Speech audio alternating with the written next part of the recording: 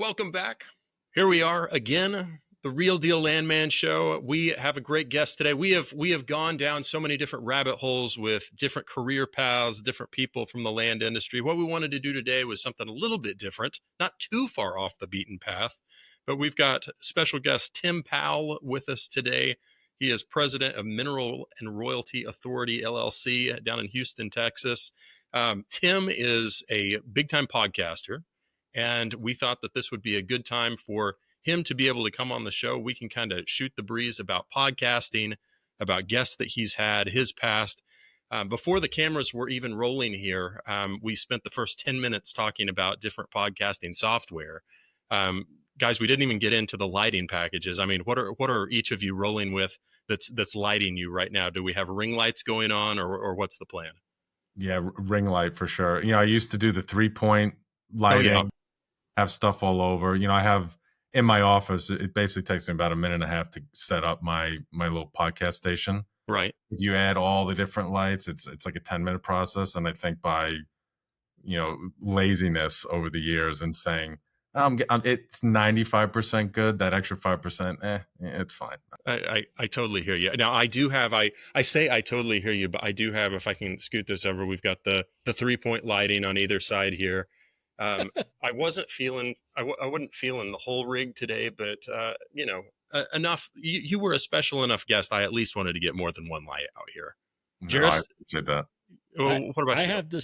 I have the stuff that Drew ordered on Amazon and sent to my house and said, set this up so we don't look homeless.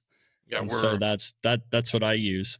We're quite the Amazon shop here, Tim. I mean, this has been a fun undertaking for us. And so your podcast, I see you've done, it looks like 197 episodes. Is that about what the count's at now? Been doing it a minute. How many years is that? Yeah, so it was the story of it actually, and this kind of goes back to some of the stuff we're going to talk about on the personal front, but I was in Fiji at a Tony Robbins seminar with my wife. This is January of 2020. It's a 2-week thing. The first week is called personal health and wellness, and then the other is financial wellness, or something along that lines, right? So in the financial part, you're going in, some big CIO asset manager guy is speaking, and then you could line up in the room. And if anyone's been to a Tony Robbins event, they're massive, but this particular one is 150 people. It's very, very intimate. Yeah. So you get to go up and speak with the speakers and ask questions and get to know everyone there. And so I remember at the time I was working for a company called Energy Council. I was very much stuck in on the mineral space, but not exclusive. It was probably 15% of my time. But I, was always, it was clearly the path forward for me. And little did I know I'd be kind of branching out and start my own firm a year and a half later and going all in on it. But I was getting inbounds quite regularly from my network. I was always a connector. So in the beginning, it was always, hey, you buy Haynesville minerals? Like, this guy buys minerals in the Haynesville. You guys should chat. Wow, Tim, thanks for the intro. This is awesome. Like, as stupid as that sounds, that was actually value added and novel in 2017, 18, because the space was so young. When you fast forward and people start to get to know each other, there's definitely value in plugging in the right folks on the deal flow front, with pockets, buying in certain counties and 1031 money and all that. But beyond that, the biggest need is to introduce folks to investors. And this was not something I really had a background in, nor did I have the network in. And when I say investors, I mean limited partner investors, the guys who are passive investors putting money into NCAP, NGP. So I was kind of thinking, how, and going back to this Fiji seminar, I raised my hand. I go up with this chief investment officer who manages like $50 billion, something ridiculous.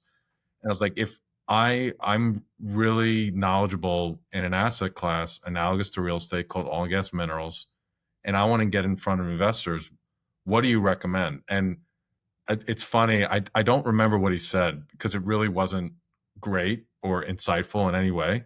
But I sat down, I turned to my wife, and I said, I'm going to do a podcast about it. Like, it had nothing to do with what he said. It had nothing to do with what I said. It was just like, For some reason, I was talking about it and thinking about it, and I sat down, and in my brain, it was like, do a podcast. And so with the time zone change, it was the evening. And if you go to the US, it's now the morning. So I texted 10 CEOs. Hey, I'm thinking of doing a minerals podcast. I'm going to have a CEO on every week about deals and finance. The goal is to get more investors in the space. You in? Tim, I'm in. And in 7 minutes, I had 10 yeses. And that was the beginning of the Minerals and Royalties podcast. And I came back and, recorded a bunch. I launched it, and COVID happened like right in the same time frame. And so what was going to be kind of a little side hustle, hey, this might help me get some new relationships in minerals. I like the mineral space. It's 20% of my time and it's growing. Came to everything else is shut down. No more travel. No more upstream, no more oilfield service, no more Latin America, Canada, all the other stuff I was doing. Minerals is still limping along. It still has a heartbeat. So let me focus on minerals in this COVID period. And then I had this podcast that just started to become relevant in a very short period of time, because now, if you remember back then, content consumption went way up. It's huge. What a serendipitous time to launch something niche like that. And I had a personal brand, which I'd never had before. So I always had great relationships, and I was very well networked. But unless I knocked on your door and you said, yes, come in for a meeting, you didn't really know who I was. And if you got emails from me, you go, oh, that's just a guy who does conferences. And then when I would sit down, I've always been very well researched and thoughtful. I would sit down with folks and I'd be like, oh, Tim's knowledgeable and he knows a lot of people. He can actually add value to my business. And that's how I've grown my network over the years. But now people are listening to these conversations weekly. So I started to have, folks knocking on my door. And that was a real game changer, and the real power of the platform. And that, fast forward a year later, is what's, spurred me to step out on my own, hang my own shingle, and start Minerals and Royalties Authority. So there you go. That's a cool story. That is very inspirational that we should try to benefit from, Drew. Drew's always asking, how do we make money out of this? And it's like, Drew, we're not doing it for the love of the money. We're doing it for the love of the game.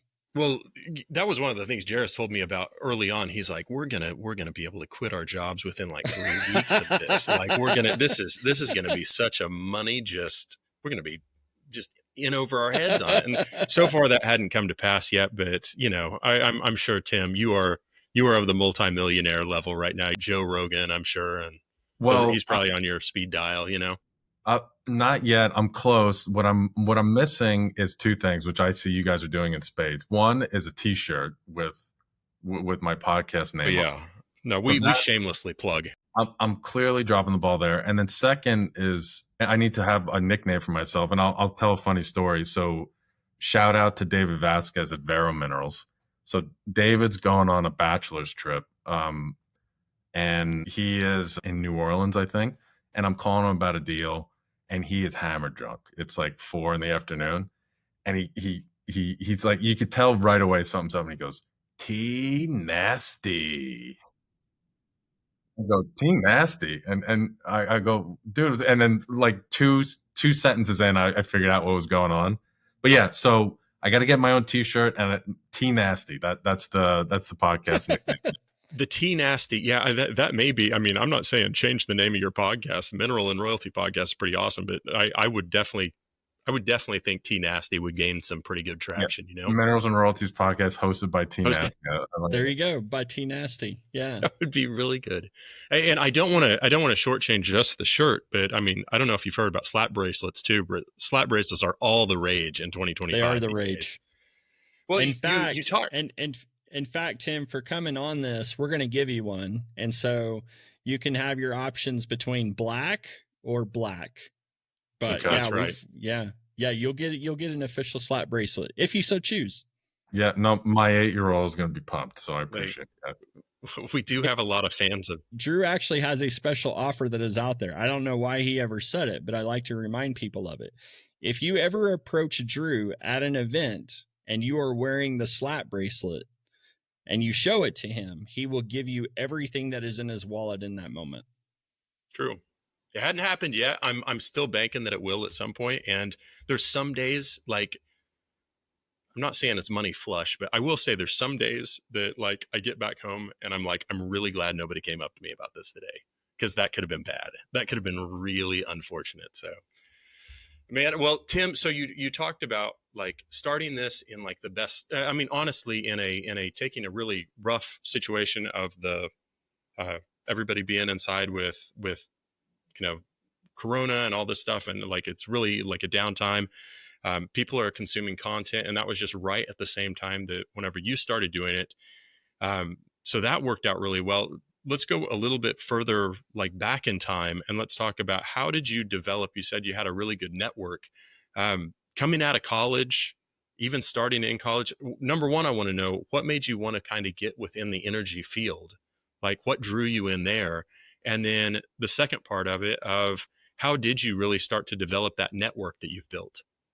Yeah. So what got me into oil and gas? Rent was due at the end of the month. That's the There it short is. story of it. So I graduated from Rice University in 2011. I wanted to be a banker, and couldn't get an interview. So the fun story about it, and a lot of folks know TPH and Bobby Tudor. So Bobby Tudor's Mm-hmm. is a very big guy in the Rice University world. When I was there, he built Tudor Fieldhouse, donated a bunch of money. Him and his wife Phoebe. Bobby is incredible guy, very successful, incredibly generous, philanthropic, all those things. And so when you were at Rice in my years, Bobby Tudor was a household name, right? And so I remember in career day, because I was a golfer at Rice, so the athletic department had their own separate career day that was a little smaller, a little more accessible. The line for Bobby Tudor and TPH was like around the corner, down the stairs. And then there was every other poor schmuck who probably had just as much money or more than Bob. They had like one or two people to stand, right? But I stood on that line because I was trying to get into Citi and Goldman and just all the banks, and I just wasn't getting the interviews to even get a shot. So I waited on that line, got up to Bobby, and I said to him, I said, I'm not going to sit here and beg you for your job. I just want some advice. I want to get into investment banking. I can't get an interview.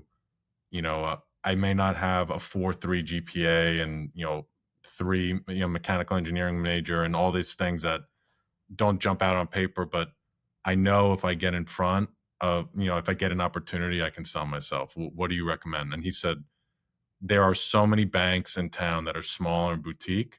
Just go knock on doors, someone, and say you're from Rice University and you're willing to work for free just to learn, and someone will take you. So that was my senior year. I went to class and I Googled, investment bank Houston, and a firm called Corporate Finance Associates came up on the top of the Google search. I emailed their partners. He responded during the class, said, one of our analysts is graduating. Why don't you come in? We'd love to meet you. We love Rice. Go Owls. And long story short, I went in. It was the first. I mean, how many times do you have that story, right? Right. Like you call one mineral owner and then it's your first deal. Like that never happens. But I go in, and this is like a corporate turnaround, merchant bank, focused a lot on family owned businesses, manufacturing, print. They did some energy stuff, but imagine there's a first or second gen family run business that has 15 to $25 million top line, and now they need to restructure it or help that family exit. That's a lot of what these guys did. So that was my senior year, and I was able to do the thing they call being a financial analyst, and developed a great relationship with those guys, and had a ton of fun. But it was just a part-time analyst role. There wasn't really a path to go full-time, and so I was kind of back in the same dilemma of, I want to keep doing this and be a banker, but now I need to get a shot with a larger bank.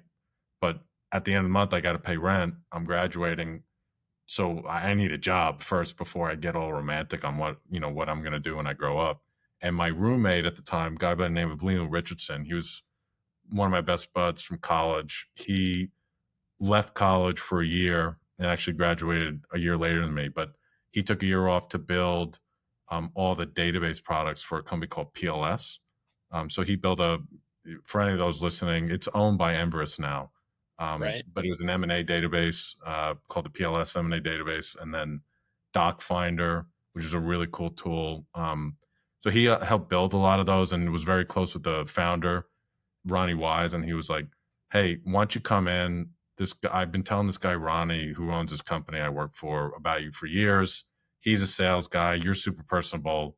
I think you hit it off." And I went in, and Ronnie gave me a job, right? So I remember being a little conflicted because I was like, I really want to be a banker. And I feel like, am I using this as like an intermediate stepping stone? It feels disingenuous. And the other thing was, I actually wanted to be a banker in London. So I wanted an international banking career, but not just a banking career. And so this company had been around for 30 years, had never done anything outside the US.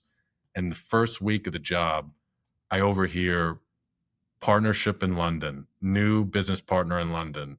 There it Our is. partner is going to be in London for May. And I'm like, what is all this? So I knock on the door of Ronnie and I'm like, "Sir, what's this about this new partner in London?" He's like, "Who are you again?" And I was like, "Tim Pawul, Neil's friend." He's like, "Oh, yeah.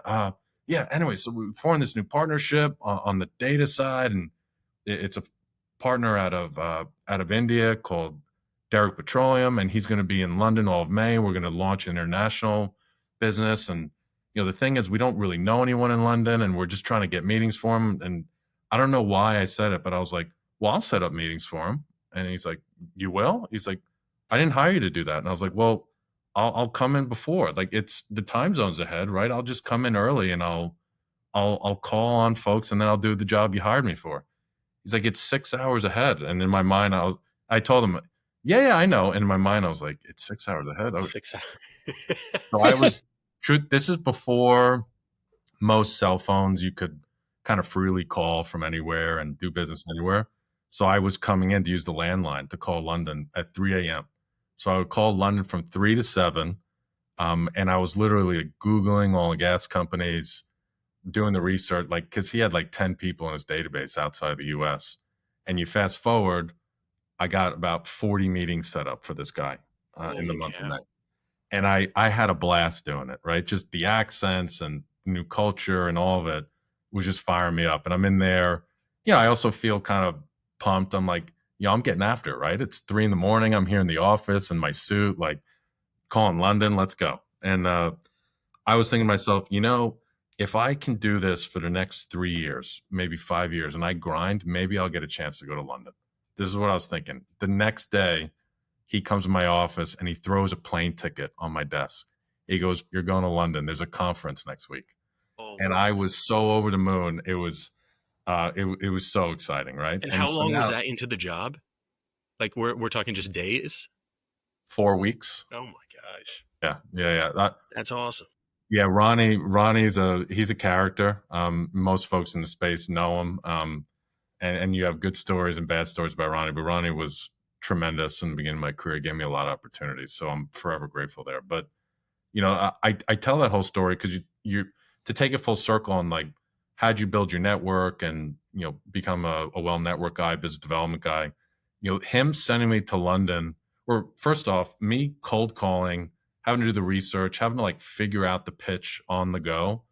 I had to start reading a lot so I didn't sound stupid, and because I didn't really know anything about oil and gas. I didn't study it in school. Rice doesn't have a petroleum degree like A&M. It's kind of broader. Econ and finance is what my major was. So a lot of times it was, no 10 things to deliver one thing. Just be over researched and over knowledge so that you can be more professional, be more credible. And then when he sends me to London, I'm literally printing out a map of Europe and Africa, studying the countries. Like, I'm literally that green. And I remember I went to this conference that Oil Council hosted, and I'm studying the agenda and I'm researching the companies and press releases, who did financings, who's done deals. And when it came to the networking, I mean, this was a C-suite oriented audience, right? And I had a fancy title. I was head of international, but I was a joke. I graduated a month before. I'm looking at a map on the way over. I don't know the countries, like literally making it up as I go. And I did a lot of listening in those early days, but then as someone would talk and I would see an opportunity to jump in, I'd be like, "Oh, congrats. I just talked to John over there. Like, you guys just did a financing with him. really creative. I know they did that financing with these two other companies. I met with Corey last week when I was in London, and I started to like slowly build that. And Tie then it all at the together. time, I was selling software. I was selling this M&A and this doc finder software. So my job was really a software salesman, but I would open up meetings talking about all sorts of stuff like corporate strategy and financing strategy. And then like, oh, by the way, let me show you the demo. And I swear half of the stuff I sold was probably off of the rapport I'd built, but I did everything face to face and I did everything with that style. And when I would first meet people, be like a gray haired 65-year-old CEO from Norway. And he could tell I was young. And he's like, who are you? And, I'm going to shake your hand, but I'm going to walk away. So I had to earn the right to like keep that conversation going. So that style of like, be as knowledgeable as possible was born out of necessity. And then I just continued to do that because I enjoyed learning and doing everything in the industry. And then I did that for 3 years, and Ronnie sent me all over the world. I mean, Rio, London, Hong Kong, Australia, Bogota, you name it. I was in Canada twice a month, London, 70 times a year, and then kind of these regional events all over the world. And I probably had 1,000 meetings face to face with companies all over the place. And so I developed this style of really just engaging face to face, this kind of well studied, well versed approach to it. And then when I met my now wife Erica, being away 3 to 4 weeks a month wasn't really good. Yep. It wasn't conducive for our relationship. So I made a change and actually went over to a company called Energy Council, who ironically was the first conference I went to, and I ran their Americas division for 7 years, and that is a professional networking organization. So when you talk Nice. about, oh, how'd you get so well networked? It's like my job was to be the outsourced business development arm for 100+ companies. Like get to know exactly what you're doing, what your objectives are, and then help you achieve those. And yes, they did conferences and receptions and everything, but the day to day was like strategically working with folks and just knowing, we always used to joke around. Our knowledge base was a mile wide and an inch deep, right? So you knew a little bit about everybody. Now it was the mineral space. When I first joined, that's when Viper and Prairie Sky went public. So the whole ethos of the business was like follow the money in the capital markets. What's in vogue? What do investors want to do? And then if you can be in touch with those investors, the industry will follow because they need the money. And so I was like, man, this minerals thing is super interesting. I remember brokering a couple small deals in 2011 for PLS, but they were like $300,000 deals. What are these multi-$100 million IPOs? This is interesting, and people seem to like it, and value creation on the balance sheet. Let me dig in. And so you had Phillips at that time, backed by NCAP, and then Carl at Haymaker with it was Kane and KKR, I think at the time, Apollo Royalties, which is now Momentum, and Apollo's backed a couple other teams as well. You had Desert and Map, and so there's like you start to look at the ecosystem in the early days of like 2012, 13, 14. There's like a dozen-ish funds that are like upscale, built to aggregate minerals. So I went out and I started meeting all of them because it was interesting, and I had no end goal. It was just my job was just meet with people, understand what they did. And this was just like a little subset pocket in the broader thing of what I was doing. But then in 2015, pensions started to come in. NGP popped up a bunch of teams. All the other private equity sponsors started to pop up teams. So now there's 30 or 35 teams. So I went out and naturally met with everyone. Hey, what are you doing? What's the strategy? How do you buy? Where do you buy? So I call it my minerals brain. It's just my intel. It's a spreadsheet I've been building for over 10 years of who does what and who's backed by who and deals they've sold and bought and all that. And then 2016, 2017, 18, the space continues to grow. And now you have teams that are starting to split off, hang their own shingles, right? Raise smaller funds, maybe just be brokers, a couple more publics along the way. And so the space kind of evolves and mushrooms to where it is today. And I kind of slowly grew with it and was still doing a lot in Latin America, a lot in Canada, a lot in upstream, but more and more minerals over the year, to the point, kind of going back to the beginning of the podcast, of hey, folks are now asking me to get in front of investors. This is different, but how do I do that effectively, and different from anyone else who's at ground zero like me, who wants to build LP relationships? And the content was the answer, because at that time, there was no content on minerals. It was like, if you Googled oil and gas minerals, you would get Kimball's presentation and Vipers, and those are business strategies that are a part of the ecosystem, but they are not representative of private strategies, right? So if I'm a family office and I get invited into a club deal to invest in a private minerals fund that's doing a Reg D offering, looking at Viper's presentation isn't really going to help me a whole hell of a lot, right? Mm-hmm. So filling that void was what was kind of the idea of the podcast. And then it thankfully took off a little bit in COVID, and basically only minerals in 2020, just rubbing two sticks together, trying to make something work. I was introducing investors to some funds, just putting deals together. I was making intros, consulting, like anything, because the Energy Council business was struggling because their revenue was event driven. Right. And then at the end of the year, I was like, man, this is fun.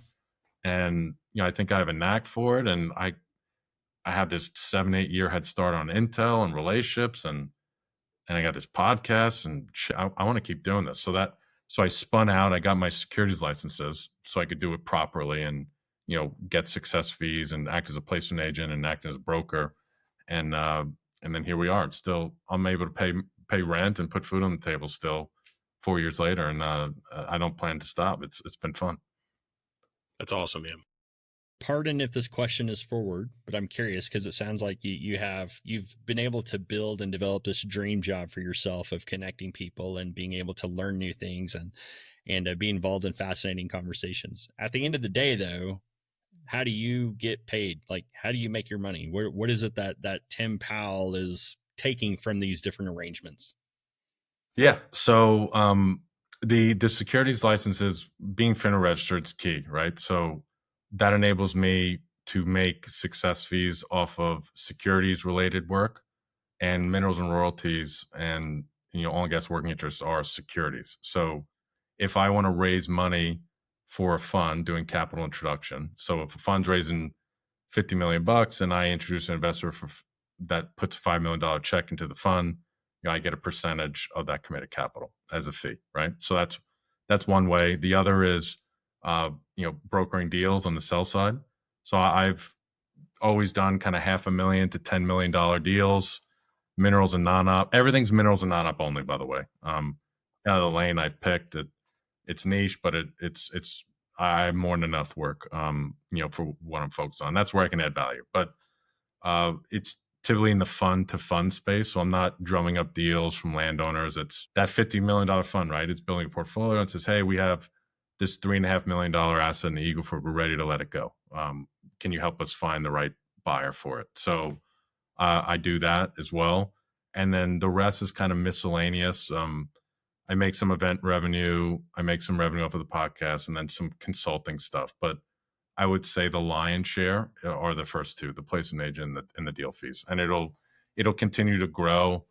That'll continue to grow because that's scalable, right? Because the fees are just much larger in scale, and you can always do another deal or another fundraising mandate with no extra resources versus, I've done it. People know me in the space. I do a lot of dinners and receptions. There's no need to do more events, and I don't really make money off of the events anymore. And then the podcast is what it is, and we have some great sponsors who support it and have supported for a long time, which is great. Keep my relationships fresh, keep the intel fresh, keep everything growing to then execute effectively on the mandate side. Makes sense. What do you think has changed? Like, I mean, from the COVID days and then to now, like the deal making with so much that's changed in tech and AI. Do you see that space changing much of making these deals, or is it still just the handshake deals, being able to introduce each other, or are you finding ways that you're able to kind of leverage the tech to be able to help with your process? Yeah, so I think you look at folks like EnergyNet and Energy Domain and others who are having more tech-enabled interfaces. I think more and more deal flow will go towards platforms like that. There's always going to be a place for the personal connection and, the rifle shot process and all that. Because some folks just don't want to transact in a big open public forum or an auction type setup. When you can simplify a closing process and automate and simplify data analysis and all that, it definitely helps, right? And I think ultimately, you got to think outside the box on this, but outside of like the brokered transaction, guys like me and then there's a lot of brokers in the space, right? Brokers doing stuff at the ground level. There's various levels. I think ultimately one day, I think at some point, mineral rights trade on a blockchain kind of exchange platform where someone says, I want to buy $15,000 worth of mineral interests in this section under Exxon Pioneer in the basin, right? Like, that's interesting. I think that's the ultimate like end buyer interface. Like, now that's very difficult to execute, not only because of the complexity of evaluating oil and gas interests, but the land and the title side and death severances and Pew clause and all that. Like, but I think at some point there's a lot of smart people out there. I think that ultimately happens. Now you look at fractionalized exchanges, artwork and things like that. These things are starting to form, and I just think it finds its way to oil and gas at some point. From a deal perspective, I think that's an interesting space to watch. Does that take 5, 10, 20 years? I don't know. Or does it become like certain basins get to that point, and so there's more liquidity in certain areas because it's easier to do it based on the title and the laws of the state? I don't know, but we'll get there at some point. In the interim, the tools that are available, I mean, every day we were just joking around about tools for doing podcasts. I mean, whether it's engineering analysis or GIS mapping or reading, we were just looking at your Roland AI tool the other day. I mean, pulling out handwritten stuff on top of PDFs and reading that with an AI chatbot. I mean, it's going to continue to get more and more powerful. There's a couple of things that come to mind. It's obviously, well, you can do more with less people, and be more lean. I think the more positive, empowering thing to think about, so you don't go to the negative place of people losing their jobs and everything, is you can do more with the same people without hiring. And I think that's where I think a lot of people go. I know for me as a small business, a lot of the tools that are in place now, I'm going to do content generation and different types of projects that I just never would have done because it's just impossible. I'm not going to hire 5 people to generate more content.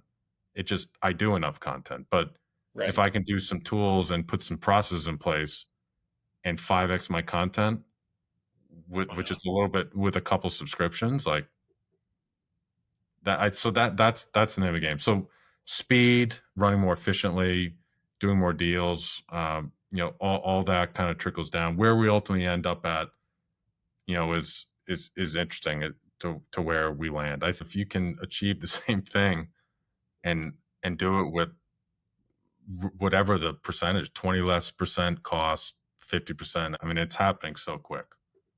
Let's dive a little bit into this intel from these insights, from the intellect, everything that you've been able to gain in all these conversations from these companies. So fill in the blank. People in the minerals business don't do enough. Don't do enough. I would say, that's a good one. I would say enough innovation. I think it's like isolated innovation, or they might innovate in one thing, but I think it's a little bit of kind of stuck in your own way of doing things. The teams that are a little bit bigger, I think that it all starts with, how are we going to deploy this much money effectively? So the innovation their hand is forced there to build in-house tech platforms and have all the data speak to each other. And then, I think a lot of smaller guys will be like, I'm just gonna grind and, do it like I've always done it. I'm small and I'm gonna be simple and play golf every Thursday and Friday, and just, it is what it is. I think if everyone took the same approach of always innovating and trying to do something a little bit better. I think, the reality is mineral space has been really good the last decade, right? I think it's getting harder and harder, but there comes a point, and the one thing I do love about the mineral space is there isn't tons and tons of greed. I think there's definitely an element of people appreciating work-life balance, family life. So if you make a good living, it's like, how much do I really need to make? Right. Like, and so there's a little bit Yeah. of that, but then someone who's hungry can come and disrupt. So I don't know. I don't know if that's a good answer, but I would No, just it's a say, great like, answer. always staying on your toes and at all levels. And I think it's inconsistent, up and down the daisy chain. Yeah. And I mean, along that, like you mentioned the timeline a little bit, 2015, I think it was the year that you mentioned where there was all of this PE money that was going into mineral companies, and peers, people I knew, it seemed like that they were leaving their in-house jobs and or their comfortable corporate jobs, and they were going into starting up these new funds and things like that. Some of those pan out, some of those don't. Some of them, or many of them, I should say, ended up the product of a smash co, where the backer was just looking for the best management team who could handle all the assets. So I guess in your experience and your observations, what makes a new mineral company into a successful mineral company? Well, if you've been doing it a while, there's definitely an advantage of having legacy data, legacy title. If you're going to New Mexico, going to Appalachia, there's just certain. I was talking to someone earlier. If you're in New Mexico, he's like, "Listen, I've been doing it for a while. You have to run title and spend that money to realize that area isn't going to drum up any leads." He's like, "You're not going to find that out until you do it." And he goes, "It's painful, but I did that 8 years ago, right?" And so if someone's new, they have to kind of incur that cost up front. So, I think to be successful, definitely leveraging that kind of legacy systems, legacy data, and everything is key. I spoke a couple times in Dallas at some different conferences recently. I think the low hanging fruit's gone. I think it's imperative to have all the disciplines. Have engineering, whether it's outsourced or not. If you're in certain areas that need geo, make sure you have geo consulting firm doing a study on the area, or have someone in-house on staff that can look at deals. You need to have softwares in place to be able to move quickly. You need to be able to have access to counsel to be able to move quickly and do stuff. Like, you need to have all the disciplines in place, I think, to buy effectively and still create that arbitrage. There are still guys who are really, really good at land, and I think they go in, they have to go for the hairy stuff, right? Stuff with complicated title, or it's not in pay, or you can't find the owner. If your specialty is doing that kind of stuff, you got to really lean into that. But I think just calling tax rolls, and just like everyone else, you have to have the full suite of stuff in house to be able to analyze, go through quickly, close quickly, all that. And then I think it's just having the tech software infrastructure to have everything speak together and seamlessly connect. If you can think about like a heat map, and the heat spots moving kind of like a living organism, I really think that's minerals. If you were to go over the course of a year in all the basins and you looked at buying opportunities and value arbitrage, if there was some sort of way, like some sort of centralized data source that showed all bids, all sale prices, how they ebb and flow, and then you did some sort of heat map, you would see it kind of move. And if you're a really good team who has lots of data and can watch stuff on an ongoing basis in real time, and somehow track where the arbitrage opportunities exist and strike while that window is barely open, I think that's super key for success. I have empathy for like the really large guys who need to deploy like hundreds of millions, like billions of dollars. Like, I think that's really hard without just kind of reverting to, retail pricing and buying packages, right? But for smaller guys, like 10 to $50 million funds, I just feel like it doesn't come without risk, but there's always these areas that you can go, and there's these just value arbitrage opportunities. Western Haynesville, oil leg of the Utica. You look in the Permian, you have, Dawson is kind of new and interesting. And there's been parts of New Mexico where Avant was drilling that expanded the play. So when you're in the mineral space, it's just really buying, and then, can you get ahead of certain trends and developments? It's not just ResCat maturity, buying a PUD that gets permitted and ducked and comes online. It's, especially in an area like the Permian that has so much activity, if that activity can start to surround you, it's capturing that value uplift in a shorter period of time, and just knowing how to strategically do that. And that's easier said than done. I can't tell you I know the answer to all that, but I see groups very dynamically recreating themselves over and over again. And they just find ways to make money. And they were Midland Basin shop one day, and now they're buying in a completely other, basin on the other side of the country. It's just, where are the opportunities, and how can you buy them at a cost effective way that makes money for you and your investors? And I think because minerals is such a lower dollar ball game compared to upstream, a family office that writes $1 million check is a very meaningful check writer. That is in the mineral space. $1 million check to an NCAP is, I'm sure they still value, but $1 million out of $5 billion fund is tiny. So if you're going to be $1 million check out of a $25 million fund, and you're just kind of surgically looking for these pockets of opportunity, you don't have to deploy that much money to like capture these opportunities in time.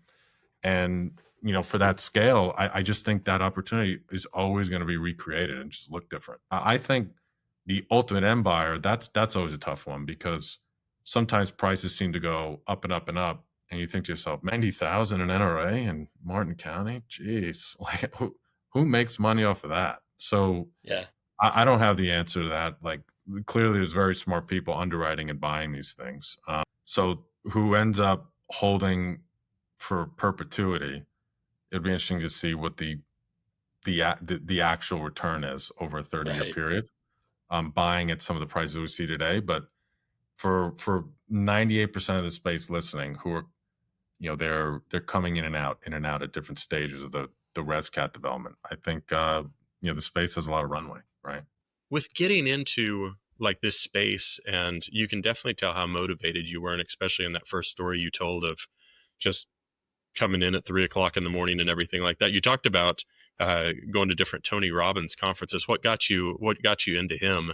Was it kind of his motivational background that kind of drew you to it? Was that something that you wanted to really find out more about, or are there other big speakers, Simon Sinek or anything like that you're really in on now? My whole life, I was an athlete. I played golf. Tiger Woods era was when I was a teenager. Wanted to be a pro golfer. Tiger was my idol. Went to school. Very quickly realized I stunk and wasn't going to go pro. But nonetheless, it was a good ride. But it's funny. As soon as I graduated, or I would say a year or so before I graduated, everything I put into golf, because if you make it, I was lucky enough to get to the D1 level, and then That's I have good.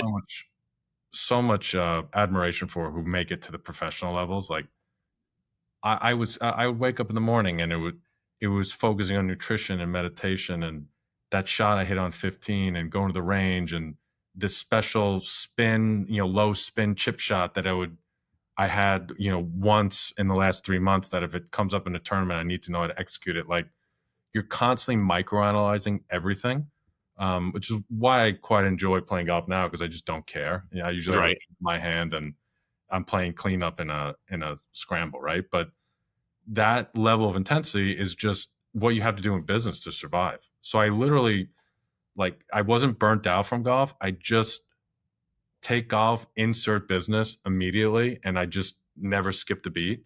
And I've just always had fun doing it. And I've been given all these incredible opportunities to travel the world, meet CEOs of some of the smartest people running some of the biggest companies in one of the biggest industries of the world. Like, and then finance, I've also been very blessed to meet the heads of private equity firms, banks, guys like Steve Trauber and Bobby Tudor and Will Van Lowe and, Ken Hirsch and, others, Gary Peterson, I've gotten to know along the way is super cool. Right. So you kind of feed off of these types of folks, and then it becomes the game of business instead of the, game of golf or game of basketball or whatever it was before.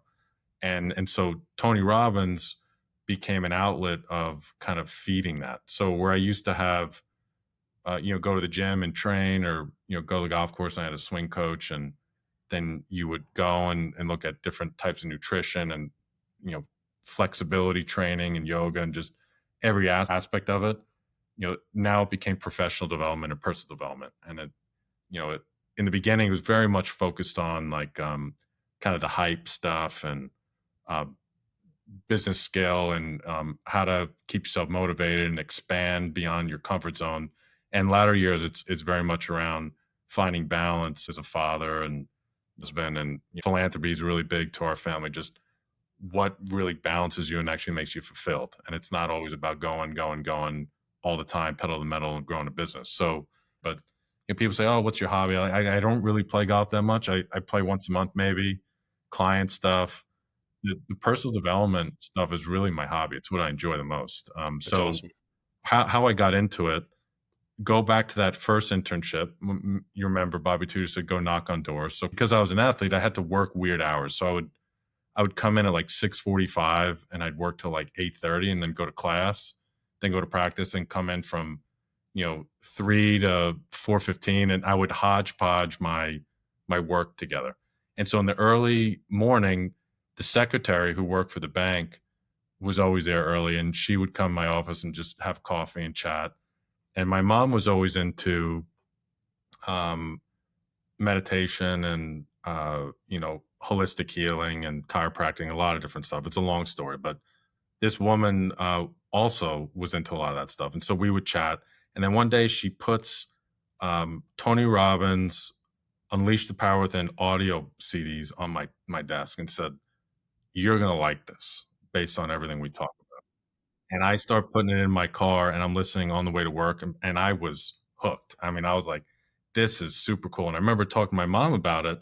She's like, "Oh yeah." She's like, "I saw Tony Robbins at a chiropractic seminar in 1990. And that guy was unbelievable. And it was like 60 people in the room, and he rocked it."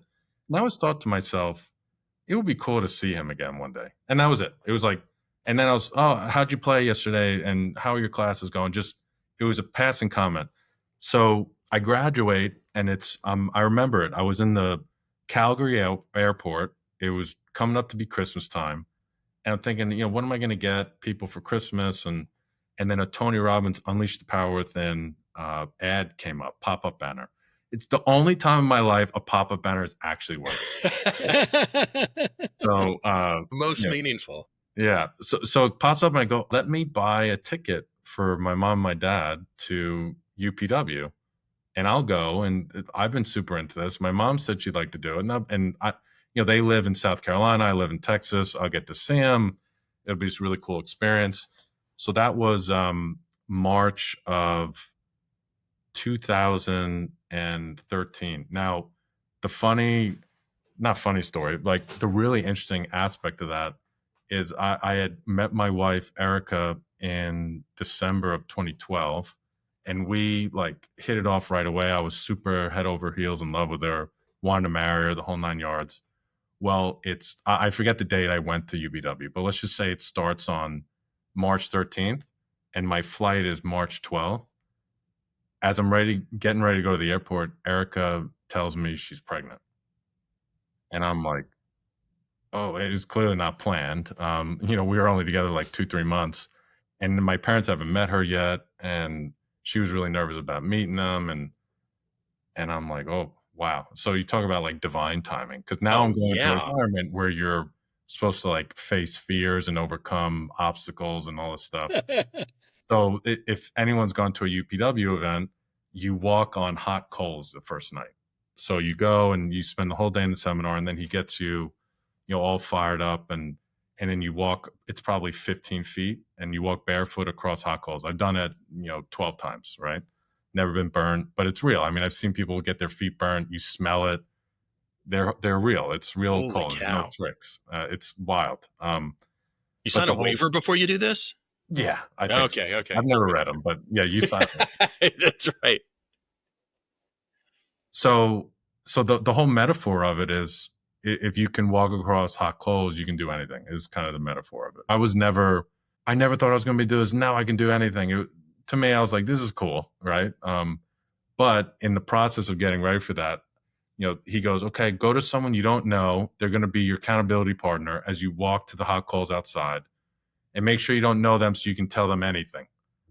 And so I remember I grabbed this woman. I was like, I'm in love with this woman, Erica, and I want to introduce my parents. I was going to do it like in a month, but now we're pregnant, and I found out last night, and they don't know, and she's afraid, and I don't know what's going on. She's like, "You're going to do it. You're going to do it, right?" And so I walk across the coals, and you're in a really empowering, like, high energy state after that, right?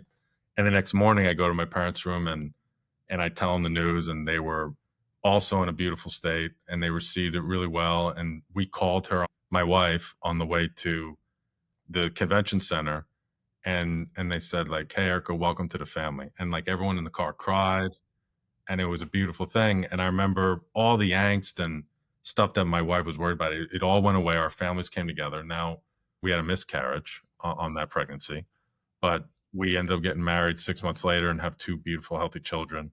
So that was interesting, right? That was my first Tony Robbins experience. But from there, then it's really hard to explain if you haven't done it. From the outside, I think what really helped a lot of mainstream people get into the Tony Robbins ecosystem was the Netflix documentary, because you can somewhat experience it a little bit from home and what it's all about. But before that, it's a cult. It's stupid. Like, Tony's got huge hands, like that yeah, whole thing. he's Yeah. got big. He's horse teeth. He's a gorilla. Like, whatever it was.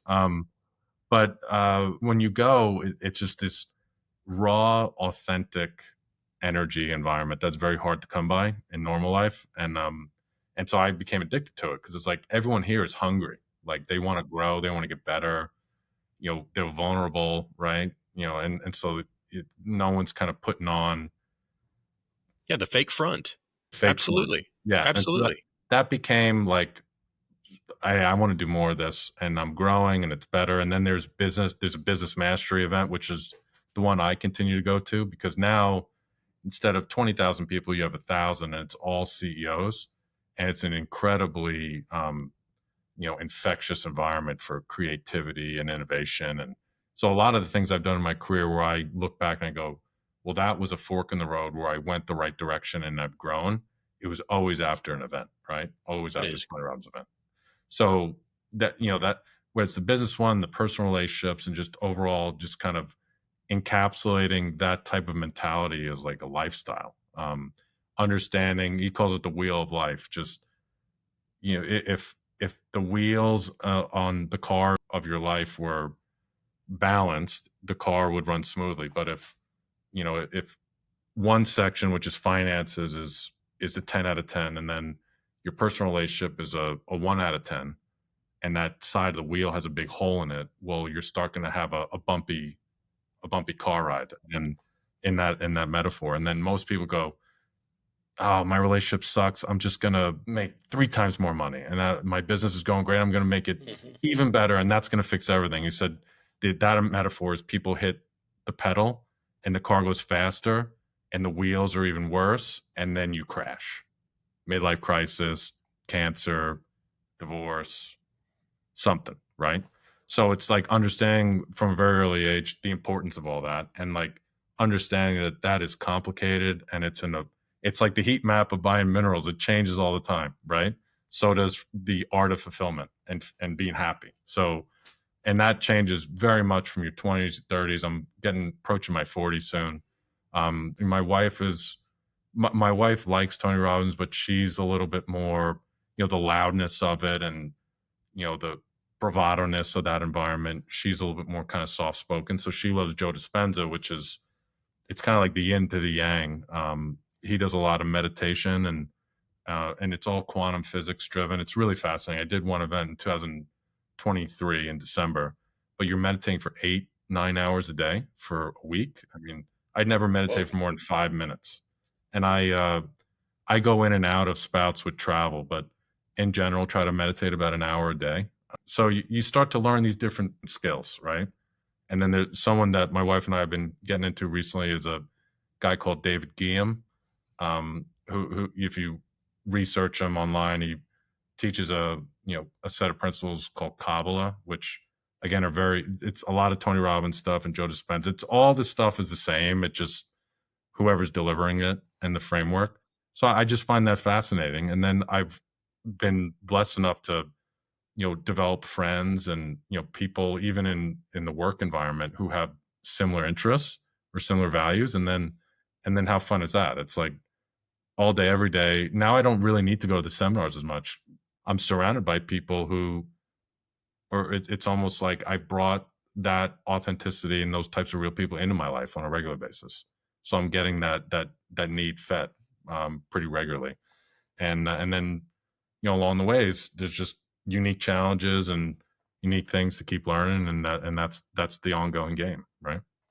I really like what you said about surrounding yourself with the people that continue to drive you and going to those different conferences. Like, you're exactly right. I think a lot of people have the mindset of exactly like what you said. It's a cold. It's just a money grab or whatever, but it's not, whenever it's getting people with that like mind that are all trying to level up themselves, like get to a different level. It's like going to a sports, event, like a basketball game, baseball game, or whatever, whenever the entire crowd is all having that same energy focused on what's at hand, like that one moment, and you feel that electricity around you and everything. And I completely, whenever you were talking about it, it made me think of a few times in my career where I have felt that exact same thing in business, of where it has been so exciting, and it's been the same exact feeling with whatever I got to play baseball and everything.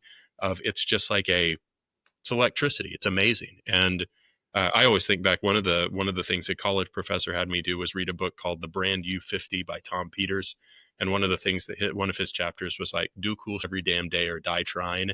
And I just remember, like, when we had been talking about that, and like not just our class, but like talking to all these different people about that same mindset of getting people just so excited to do their work life. And, it translates really well. And it's been one of the things that kept a pretty good motivational, thumb over me for my career. And I've just really enjoyed that, and seeing people like yourself get a kick out of similar things. So it's really cool.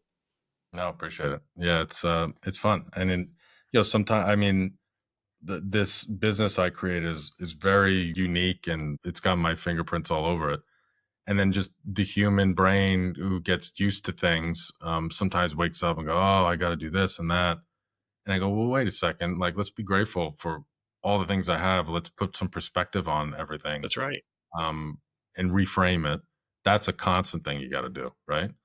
You're and right. Then you start looking back on things. You go, why? Because what once was something you could never dream of doing, that you now do regularly, you take for granted, and you can even turn it into a negative. And this has been a much more motivational hour of talking to somebody than I expected. I will tell you that. I really have enjoyed that. I hope that, like, you have made a very successful path of doing these different podcasts and interviewing different people. I'm so happy that we've had the opportunity to kind of flip the script and be able to interview you for an hour today. That's been a real pleasure for us. I was thinking the exact same thing. I've never been to a Tony Robbins event. I did watch that Netflix documentary. Even before talking about your experiences from a motivational life coach that gets people hyped up, your story alone will continue to be super inspirational on something just that has me like hyped up just about life and what else is on the horizon and what can we do. So echoing what Drew said, thank you so much for spending time with us today. And this has been an incredible discussion. Well, Tim, if people want to get a hold of you, if people want to kind of reach out and learn more about you, where's the best place that they can do that? Tim at mineralsauthority.com. You can look me up on LinkedIn. I'm fairly active on LinkedIn. You can look up the Minerals and Royalties podcast. So I'm always happy to, jump on a call with folks and just chat about the minerals and knowledge space, help any way I can. Doesn't have to be on a deal or a mandate. Always happy to just whiteboard ideas and trade intel and stuff like that. And then on a personal front, so to close the loop on kind of the conversation, the Tony Robbins stuff and everything, I think giving back is something that I was inspired to do by being around so many great people in oil and gas, and it's become a big part of what Eric and I do. And there's a really cool story, a kid by the name of Joe Kamutu. My wife and I actually, his father was our taxi driver in Cape Town when I proposed to her in South Africa in 2013. Holy cow.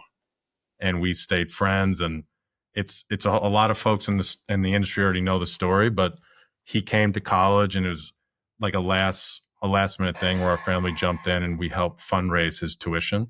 And he graduated last year cum laude and was, president of the class and gave the commencement speech. And now his sister just got accepted to St. Mary's and is going to start in January 2026. So we're raising awesome.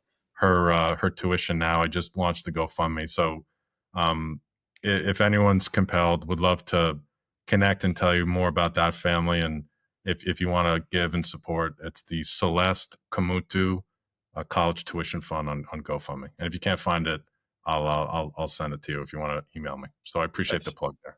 That's fantastic. Yeah, We'll definitely link that plug for sure. That's a fantastic story.